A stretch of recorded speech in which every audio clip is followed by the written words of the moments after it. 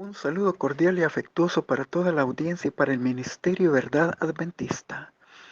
Agradecemos a Dios por el estudio de la lección número 10, programada para el sábado 3 de diciembre, el fuego del infierno. Examinadlo todo, retened lo bueno. Primera de Tesalonicenses capítulo 5, verso 21. El tema de los tormentos eternos se basa en la primera mentira que Satanás dijera a Eva en el Edén, cuando le invitó a comer del fruto del árbol prohibido en desobediencia a Dios. Génesis 3, verso 6. Allí le dijo, no moriréis. Génesis 3, 4. Y le dijo que a pesar de su transgresión, ella seguiría viviendo. Y con el correr del tiempo esta mentira se ha vuelto una doctrina popular conocida como la inmortalidad natural del alma. Basados en la superstición y otro tipo de fuentes extrabíblicas como la conocida obra La Divina Comedia de Dante Alighieri, se ha construido la doctrina de los tormentos eternos en el purgatorio o en el infierno. Presenta una distorsión del carácter divino, de un Dios de amor. Lo presenta como un monstruo que se goza del sufrimiento humano. Y esta teoría en sus diversas formas presenta alternativas de escapar de esos lugares a través de las misas, las indulgencias y los tesoros meritorios de los santos difuntos. Entre las frases alusivas de esta doctrina que se volvió famosa en los tiempos de la Reforma Protestante fue la que usó el recaudador de indulgencias Johannan Texel cuando dijo, tan pronto como una moneda suena en el cofre, el alma sale del purgatorio. La palabra de Dios ofrece un panorama totalmente diferente. Dios no ha cambiado su definición del pecado ni de sus consecuencias. Ezequiel 18:4 dice, el alma que pecare esa misma morirá. La inmortalidad concedida a Adán y Eva en el Edén era condicional a su obediencia, aún antes de su caída. Génesis 2 del 15 al 17. Y por causa del plan de la redención de la raza caída, por medio del sacrificio expiatorio de Cristo se ofrece la inmortalidad a quienes cumplan las condiciones, aceptando a Cristo como su Salvador y perseverando en sus enseñanzas y en el camino de la fe trazado en su bendita palabra. Esta creencia se ha vuelto popular dentro de las esferas del cristianismo, dentro del catolicismo romano, así como también del protestantismo, que han llevado a millones de personas a terribles errores teológicos. En nuestro estudio presentaremos la cosmovisión bíblica y de que estas teorías no gozan ningún respaldo de las sagradas escrituras. La fe en una mentira no ejercerá una influencia santificadora sobre la vida o el carácter. Ningún error puede ser verdad ni puede ser convertido en verdad mediante su repetición o teniendo fe en él. La sinceridad nunca salvará a un alma de las consecuencias de creer en el error. Sin sinceridad no puede haber verdadera religión, pero la sinceridad manifestada en relación con una religión falsa nunca salvará a una persona. Puede actuar con perfecta sinceridad al seguir un camino equivocado, pero eso no lo convertirá en un camino correcto ni le llevará al lugar donde quiera ir. El Señor no quiere que tengamos una credulidad ciega y que a eso llamemos una fe que santifica. La verdad es un principio que santifica y que por lo tanto a nosotros nos corresponde saber qué es la verdad. Debemos comparar las cosas espirituales con lo que es espiritual. Debemos de probar todas las cosas y retener únicamente lo que es bueno, aquello que tiene las credenciales divinas y que pone delante de nosotros los verdaderos motivos y principios que deberían promover nuestras acciones. Mensajes selectos, tomo 2, página 64.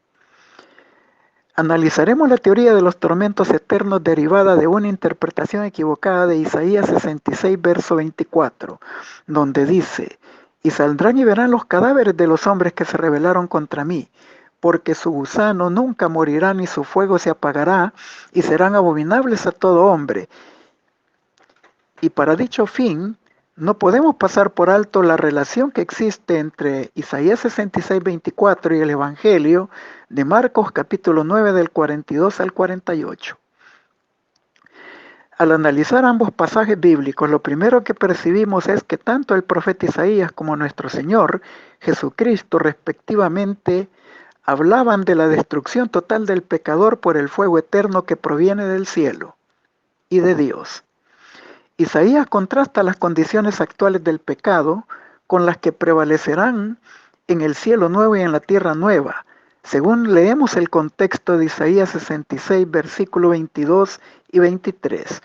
Y luego él menciona, y verán los cadáveres de los que se rebelaron contra mí, haciendo un énfasis en la destrucción total de los enemigos de Dios, y que los cielos nuevos y la tierra nueva serán la morada eterna de los redimidos. Y como dice Apocalipsis 21:4, ahí no habrá más muerte, ni llanto, ni dolor, ni clamor, porque las primeras cosas pasaron. Y los redimidos serán los fieles testigos del cumplimiento de estas promesas. Nuestro Señor Jesucristo en Marcos 9, 42 al 48 dice cosas muy importantes, entre ellas que las causas de tropiezos deben de ser eliminadas. Versículo 42, que el pecado debe ser expulsado del templo del alma y abandonado para evitar la destrucción total de nuestro ser. Con la mención de cortar la mano o el pie o sacar un ojo, en los versos 43, 45 y 47 se nos indica que no debemos usar estas cosas como instrumentos para el pecado, haciendo hincapié en la necesidad de romper con el pecado. Y esto no debe de entenderse como que nos invita a mutilarnos las manos y los pies o a quedarnos tuertos físicamente. Él se refiere a que la acción que causa el pecado debe de abandonarse por completo, de lo contrario, todo nuestro ser será destruido. Si para salvar el cuerpo de la muerte debería de cortarse el pie o la mano o hasta sacarse el ojo, cuanto más fervientemente debiera el cristiano quitar el pecado que produce la muerte del alma. Hechos de los Apóstoles, página 252. El contexto de Isaías 66, 24 enfatiza la destrucción de los impíos. Veamos los contextos. Isaías 65, 12, serán degollados. Isaías 65, 15, Jehová te matará. Isaías 66, 16, y los muertos de Jehová serán multiplicados. Isaías 66, 24, y verán los cadáveres de los que se rebelaron contra mí, destruidos por los gusanos y por el fuego. El hebreo tolea se refiere a una creza o larva que come cadáveres, y esto se puede también observar en las siguientes citas: Éxodo 16, 20, Job 25, 6, Salmo 22, 6 e Isaías 14, 11. En ninguna de estas referencias la palabra gusanos toma un carácter ni alegórico ni simbólico, así que no podemos forzar los textos para indicar que los gusanos se refieren a las almas inmortales. Además de lo anterior, las expresiones su gusano nunca morirá y su fuego nunca se apagará están en tiempo verbal imperfecto simple e indican que la acción no está concluida aún, pero que finalmente se completará. El gusano completa su obra cuando el muerto es eliminado. Lo mismo ocurre con el fuego, que elimina los restos descompuestos del cadáver y sus gusanos.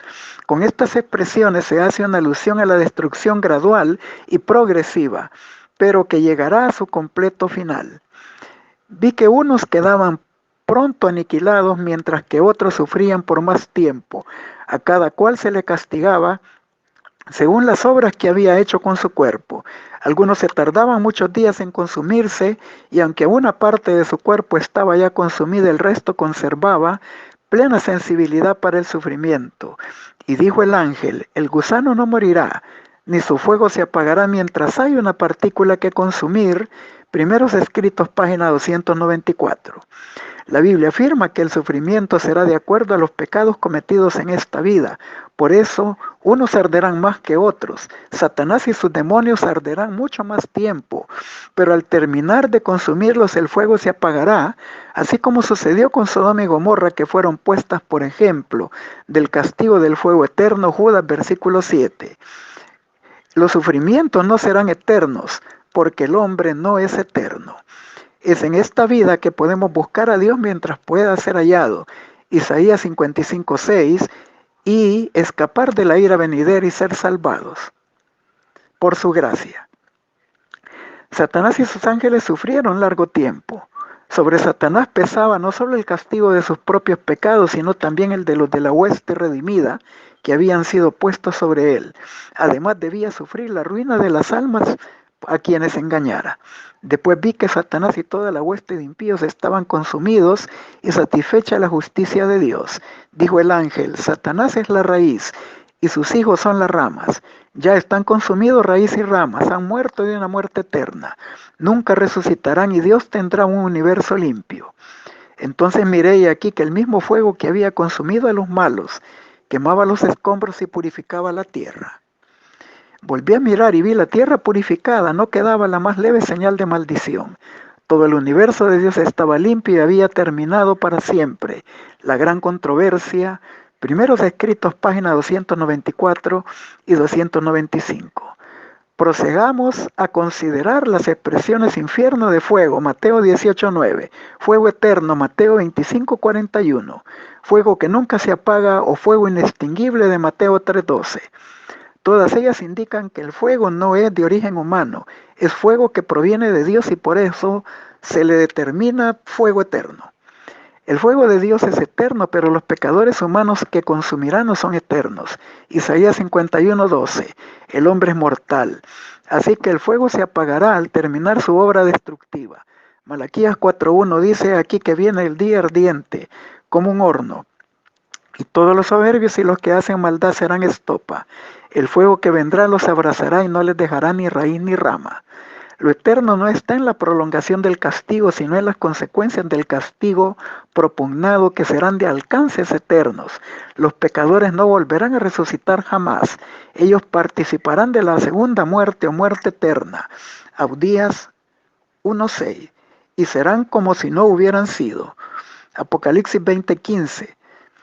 Nuestro Dios es fuego consumidor, Hebreos 12:29, y la gloria de Cristo matará al impío, Segunda Tesalonicenses 2:8, destruirá al pecado y a los pecadores, tal como sucedió con Sodoma y Gomorra, Judas versículo 7.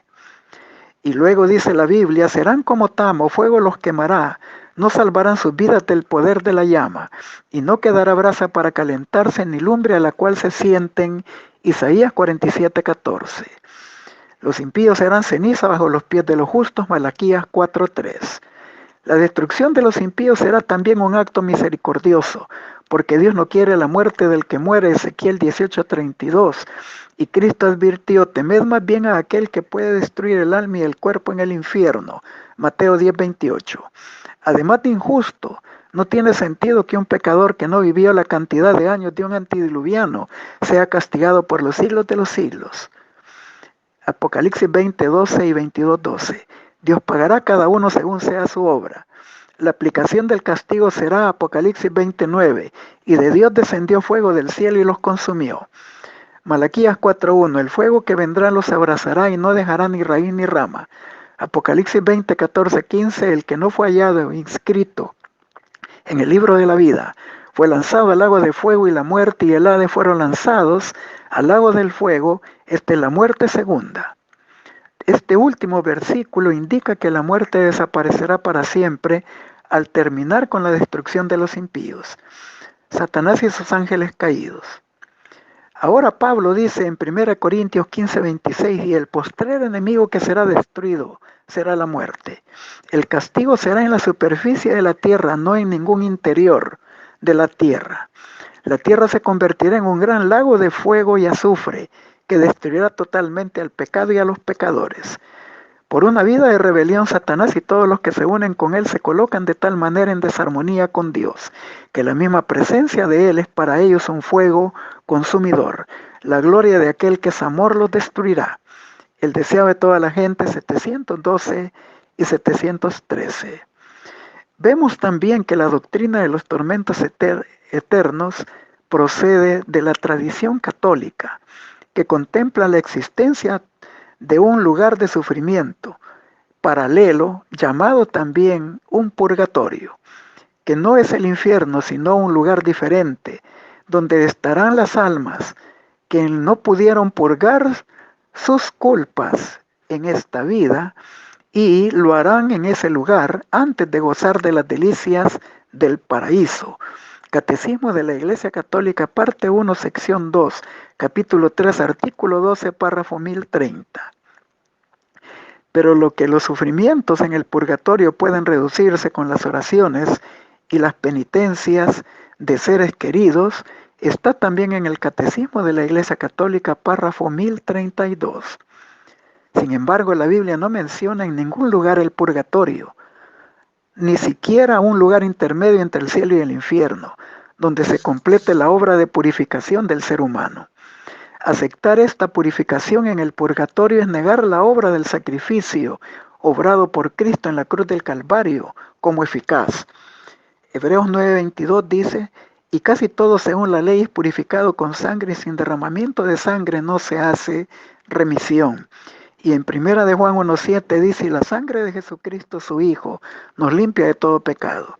Y primera de Pedro 1:18-19 dice, fuiste rescatados de vuestra vana manera de vivir, no con cosas corruptibles como el oro o la plata, sino con la sangre preciosa de Jesucristo como la de un cordero sin mancha y sin contaminación.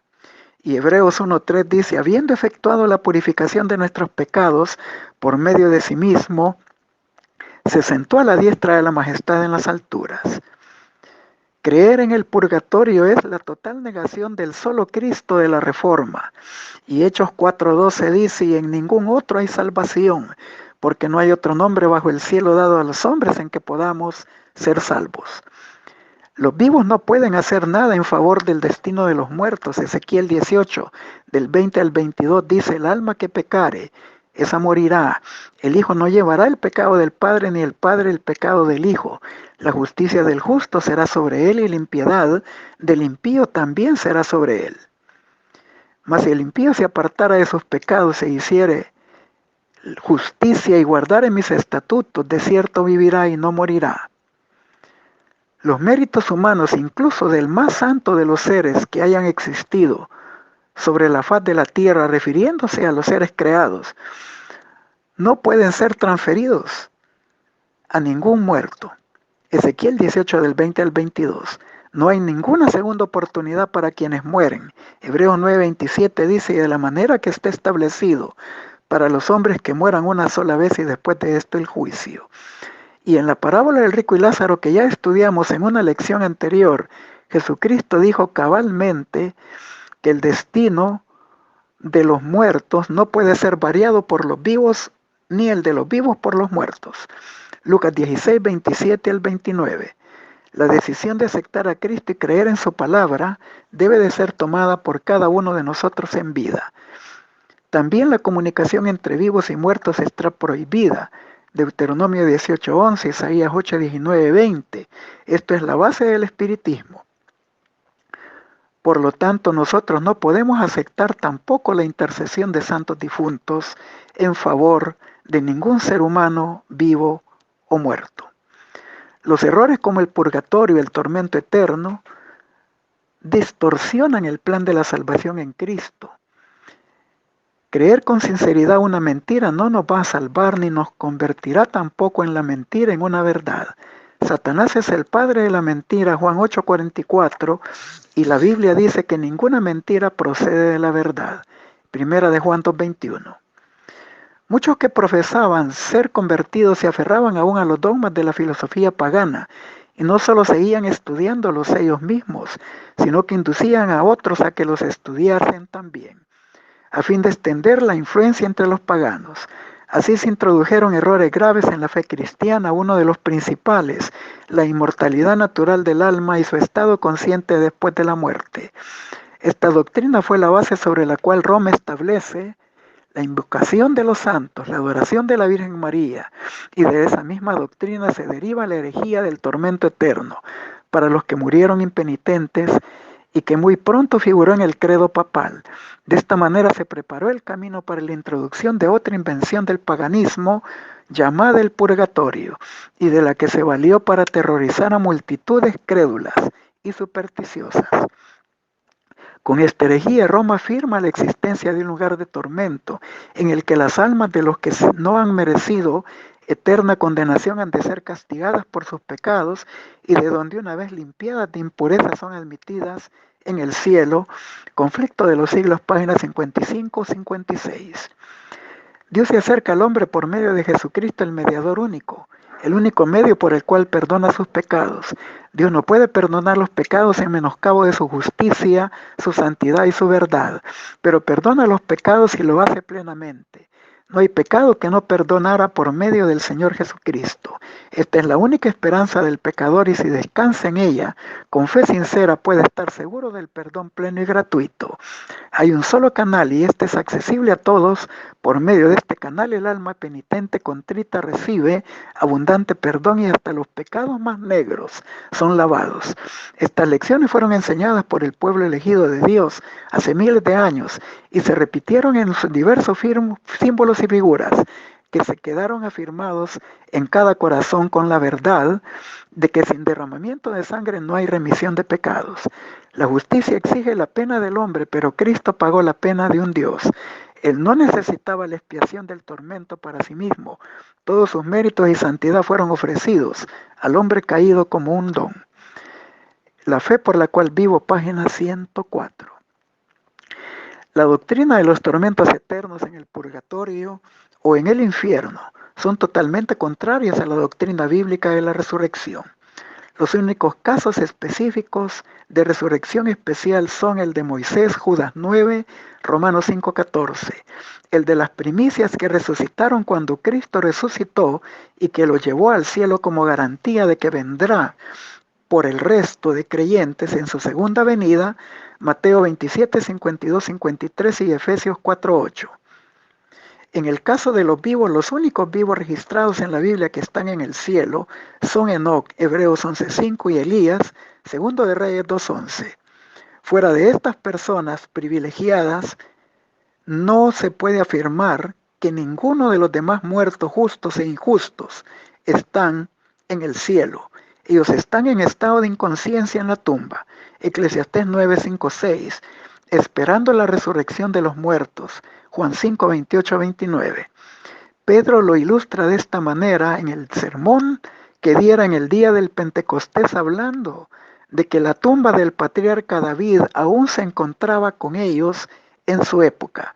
Hechos 2:29. Y también afirmando que David nunca subió a los cielos.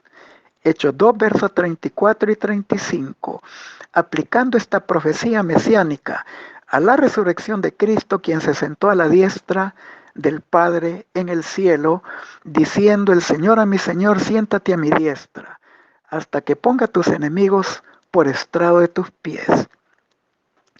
En 1 Corintios 15, 16 al 18, Pablo comenta las implicaciones en el caso de no haber resurrección. Si no hay resurrección de muertos, Cristo no resucitó. Si Él no resucitó, la fe cristiana es falsa y es vana. Seguimos siendo esclavos del pecado y del diablo. Y los que duermen en realidad están muertos para siempre. Pero la Biblia presenta un panorama totalmente distinto.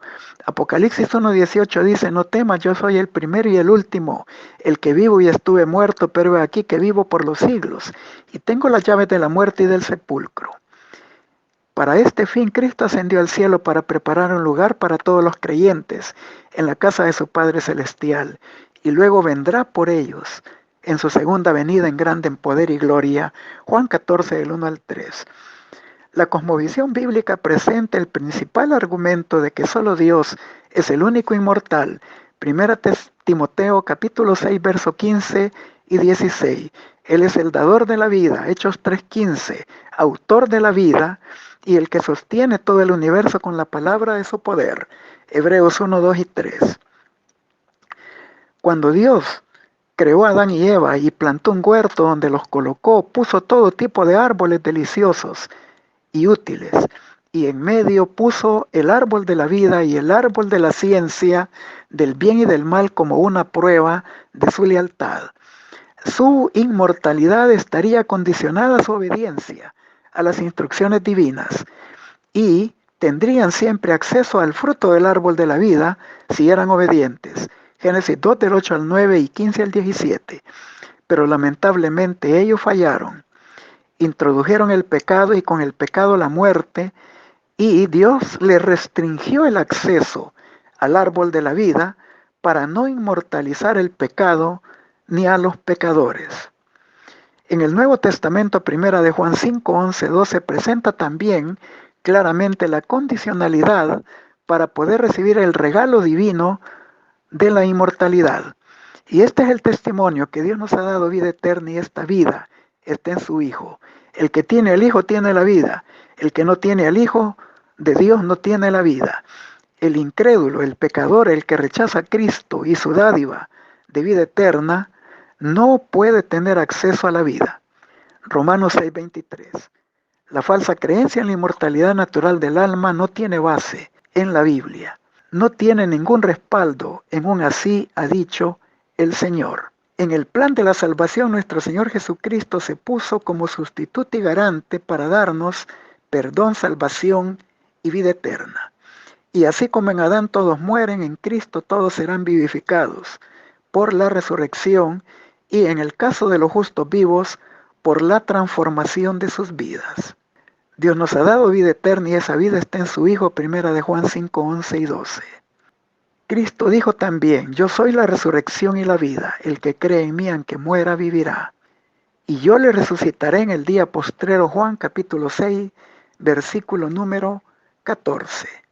Hemos visto con lujo de detalles que la teoría de los tormentos eternos y de la inmortalidad natural del alma no tienen ningún fundamento bíblico ni espiritual que proceda de parte de Dios. Finalizamos con las aplicaciones personales. Hay algunos que parecen estar siempre buscando la perla celestial, pero no hacen una entrega total de sus malos hábitos. No mueren al yo para que Cristo viva en ellos. Por lo tanto, no se encuentran nunca la perla preciosa. No han vencido la ambición no santificada y el amor por los atractivos mundanales. No toman la cruz y siguen a Cristo en el camino de la abnegación y de la renunciación propia. Casi cristianos, aunque todavía no totalmente, parecen estar cerca del reino de los cielos, pero no pueden entrar. Casi, pero no totalmente salvos, significa ser, no casi, sino totalmente perdidos. Palabras de vida del Gran Maestro, página 89. Les deseo un feliz sábado en la presencia del Señor y las múltiples bendiciones de nuestro Salvador.